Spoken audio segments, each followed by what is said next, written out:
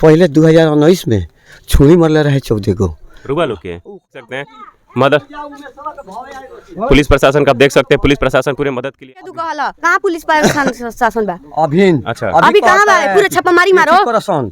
अभी कहता अभी एगो दुकान पर चलता नहीं, पांडे जी के दुकान है, पुस्तक पांडे जी वही दुकान पर का कि अभी बोला सन जी मार के भागे। अभी पुलिस जने का मुंगाए मतलब एक तरफ से फरार बड़ा लेकिन बारे एरिया में बढ़िया में तनी अपने आंखी के देखू ही तो अकेले हमरी के वहीं से 3 गो तो का करे धो के होने को बंद कर दो सो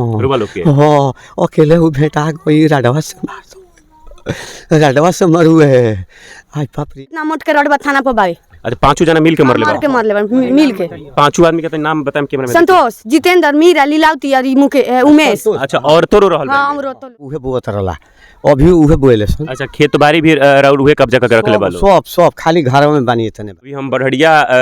थाना क्षेत्र के नवलपुर गांव में है। यहाँ पे एक बहुत ही संगीन मामला सामने आया है कि एक देवर ने ही अपनी भाभी के टुकड़े टुकड़े में काट दिया है। कुछ जमीनी विवाद थी और उस दिन हस्बैंड घर पे नहीं थे। पूरी मामला क्या है अभी हम उनके पास जाते हैं, उनसे बातें करेंगे क्या मामला है, हम उन्हीं से सारी बातें जानेंगे। अभी वहाँ पे उनके हस्बैंड बैठे हुए हैं और देखिए दुख का सामना कर रहे हैं अभी इनके साथ। का भई रहे वो दिन वालों को वो दिन कब हुआ वो खाना बनाते रही बच्चा लोग ये रहुए हमू यही चीज रही।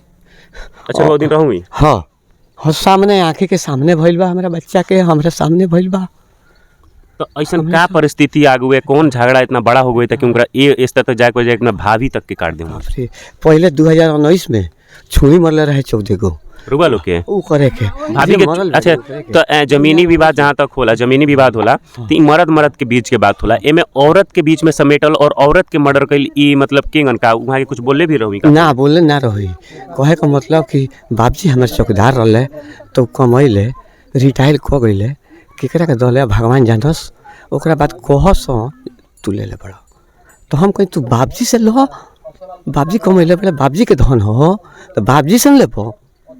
भौजाई या हम का जानते नहीं एगो तू एगो हम यह नू तो बाबजी से लो अपना बाप से लो हमारा के दिले बड़ो जबरदस्ती पुलिस ले आई उनके हम ना रखत नहीं बाबजी के तो हमारा के में बरियारी पुलिस थाना ध गई राख हम कहनी कि ना रख क्रिया खा गई नहीं दस्खत करा लो तो हम कहनी कुली जना दस्खत कर रख हम ना रख अच्छा ना तारा रखे के बा ठीक बतिया मान नहीं रख लेनी ओकरे नतीजा बा। अब रंगदारी कहता कौन चीज पैसा ले ले बड़ा झू 4 लाख हमारा के 4 लाख जितेंद्र के रुआ को भाई बानी 3 भाई 3 भाई में 3 भाई बानी। हाँ। एक जना मर्डर करे बड़े दिन भागल बड़े। हाँ। एक रोरा और एगो भाई रुआ संगे बड़े कि ना उहो रोहन संगे। अच्छा दोनों भाई मिल के दोनों भाई दोनों संगे मौगी। अच्छा औरत लोग भी मामला यही हम थोड़ी कहता नहीं अपने आँखी के देखू ही तो अकेले हमरी के वहीं से 3 गो तो का करे धो के होने को बंद कर दो सो हाँ अकेले वो भेटा कोई राडवा से मार दो राडवा से मरू है आज बाप रे। प्रशासन को और समर्थ करता कि ना बाप रे करता तो बाद में नु प्रशासन में हुए वो बेरा तो ना हुए आज बाप रे हयन आई रलसिया एकर भसुरा नु रहुए हो इहो मरले बा हो। अच्छा आजू पाजू के लोग राउट समर्थक कइले कि ओकरा बचावे कोशिश होवे कि ना रुए सब जना भाग गइल हो केहू ना रहुए हमरे बेटा बा बेटिया हम ही रहुई आज बा। अच्छा जिन जना मर्डर कइले बड़े उ दारू वारू के सेवन कर लेगा दारू वारू के ना पिएले अभी कह जाने दारू पियत हुई कि ना करत हुई ई तो नहीं जानत ओकरा से हमरा बोलला कितना साल भइल देखा देखी ना रहला धोखवे में छुड़ियो मरलस अब कहत रहला कौन छी कि 8 लाख जितेंद्र के पैसा दे 4 लाख जितेंद्र के पैसा दो रंगदारी। अच्छा 4 लाख हमारा के दो हम कहीं कि हमरा खाता में देख अगर ते दिले हो कभी चाहे तोर बाप दिले हुई तो सब पंच के सामने हुई तो दे देव आ ना हुई तो कहाँ से देम रंगदारी मांगबे तो खेत बेचिए के न देम तो हमार खेतवा तो सब उहे बोत रहला अभी उहे बोले सन। अच्छा खेत बाड़ी भी राउर उहे कब्जा करके रख ले बालो सब खाली घरों में बानी तने बानी तो सब खेतवा ले लही पड़ी तो हमारा के देवलू तो मानतनी भाई केहू के देम बेचेम तभी नु रंगदारियो देम चाहे कुछ हो देम आ खेतवा ना देवलू तो के हमरा के पैसा दी। रंगदारी भी एगो उचित होला तब जे केहू बड़ा कारोबारी हो तो कोनो कारोबार भी ना है ना कारोबारी से हम तो मजदूरी करीले हम तो 200 रुपया 300 रुपया 100 रुपया कमाइले तो हम कहाँ से देव और मजबूरी में का कोई नहीं खेतवो ले लले सन सब ले लले सन तुम बनिहारी कह के दूगो बचवन के जियावत तनी जो ना मर्डर भई रहे तो ना जे मर्डर करे वाला लोग कोई आदमी उपलब्ध रहे वो लोग के वही है। जी जब भई मर्डर जब हाँ, कई जे कई लोग है में हाँ। हई ओ दिन ओ दिन 5 गो पकड़ के धइले के ओकरा के मरवइले बड़सन हमनी गइसन धरे रुबा त का हमनी के लगे? हम बेटी रुबा का हैं लगे? हम बेटी हैं रुबा जी का रहनी जब मर्डर भई तो मम्मी घर में रही हमनी के द्वार पर आई सब मारे गसन गइसन त हमनी के पकड़ ले सन 5 गो पकड़ के धइले के ओकरा के मरवइले बड़सन हमनी गइसन धरे रुबा त का हमनी लगे? के हम बेटी रुबा का हैं लगे? हम बेटी हैं रुबा जी का रहनी जब मर्डर भई तो मम्मी घर में रही हमनी के द्वार पर आई सब मारे गसन गइसन त हमनी के पकड़ ले सन अच्छा वो लोग पकड़ के बांध देल बा बन के गांव वाला जब बउए ओकनी के धरे खाती तो भाग गसन मम्मी के पूरा एजी मुआ देले रहू तो कौन चीज से मरवेले मम्मी रड से इतना मोट के रड बा थाना पर बावे अच्छा पांचों जना मिल के मरले मार बा के मरले मिल के पांचों आदमी के तो नाम बताएं कैमरा में संतोष जितेंद्र मीरा लीलावती और ई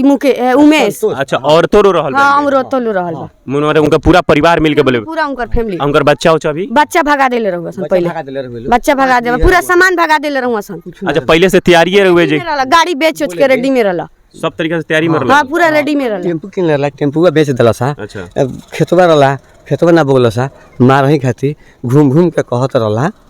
कि 4 लाख रुपया हमरा के दो मैं गांव में हाला कइले बड़े हाँ मैंने नाम धो के केहू नहीं कहले मैंने कहीं कहीं सुननी कि 4 लाख रुपया जले हमारा के ना दिहन 4 लाख जितेंद्र के ना दिहन तोले एको परिवार के छोड़ब ना हाँ 2 गो लड़की एगो लड़का बा हम बानी 4 गो आदमी बाड़े 4 गो आदमी के मुँगा दिहन अहिंसा ले लिहन हमार ले इहू में तो ले लही बाड़े मैंने अभी उनकर अगला मेरे बाकी अगर सिर्फ मम्मी के मरले बड़े बच्ची के बाकी रोवो लोग के मार के बाद हाँ अभी कहता रे अभी बड़ाड़िया में केदू कहला कहां पुलिस शासन बा अभिन अच्छा अभी कहां बा पूरा छापामारी मारो करसन अभी कहता अभी एगो दुकान पर उचल तनी पांडे जी के दुकान है पुस्तक पांडे जी ओई दुकान पर का कि अभी बुलाओ सन जी मार के भागे अभी पुलिस जना के मुंगाए मतलब एक तरफ से फरार बड़े लेकिन बारे एरिया में हाँ एरिया में बा। बहरिया में झूठ बोलता पुलिस के थी लोकेशन नहीं के बहरिया मिला में बड़े का लागत पुलिस मिलल बा पुलिस मिल गइल बा पुलिस मिल गइल बा बहरिया में तबे कोनो मदद के बात नहीं के करत बोलौनी है हम बोलौनी है आइ लसिया धमकी देबे आइ लसिया हऊ धमकी देबे कहतिया कि हमरा इसी के ठीक है अभी पुलिस प्रशासन की तरफ पुलिस प्रशासन को देख सकते हैं मदद पुलिस प्रशासन का आप देख सकते हैं पुलिस प्रशासन पूरे मदद के लिए आई है और पुलिस प्रशासन पूरे मदद में लगी हुई है और प्रशासन भी अपनी मदद दिखा रही है प्रशासन की गाड़ी भी आई है प्रशासन पूरी सहयोग में लगी हुई है इनके परिवार के लिए प्रशासन पूरी मदद करिए सर से बात है सर इसके पहले जब मर्डर तभी आप लोग पूरा सहयोग के लिए आए हुए थे क्या लगता है अपराधी पकड़ा जाएगा ना प्रशासन पूरी तैयारी में लगी हुई है तैयारी में लगी हुई है जाएगा कहाँ अभी इनका मामला कहने में आ रहा था कि अपराधी इधर ही कहीं इर्द गिर्द घूम भटक रहा है अरे तो इसको तो पकड़ा जाएगा ना ऐसे थोड़ी छूटेगा प्रशासन पूरी तैयारी में लगी हुई है अभी मामला पूरा गंभीर है आप देख सकते हैं प्रशासन पूरी तैयारी में लगी है जनता भी पूरा यहाँ के जो पब्लिक है वो भी उनके मदद में लगे हुए हैं और आप लगातार बने रहिए हम आपको वीडियो लगातार दिखाते रहेंगे।